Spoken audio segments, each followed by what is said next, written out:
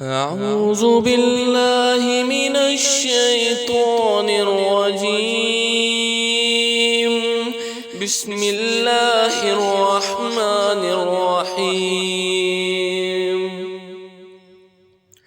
هل أتاك حديث الغاشية؟ وجوه يومئذ خاشعة عاملة ناصبة تصلى نارا حامية تسقى من عين عانية ليس لهم طعام إلا من ضريع لا يسمن ولا يغني من جوع وجوه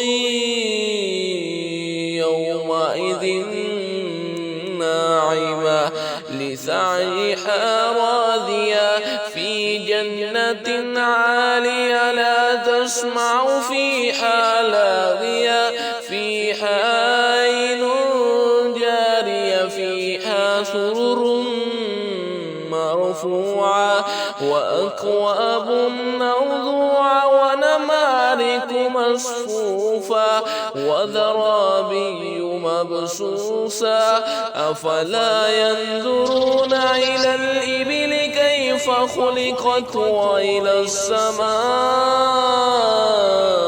كيف رفعت وإلى الجبال كيف نصبت وإلى الأرض كيف سطحت فذكر إنما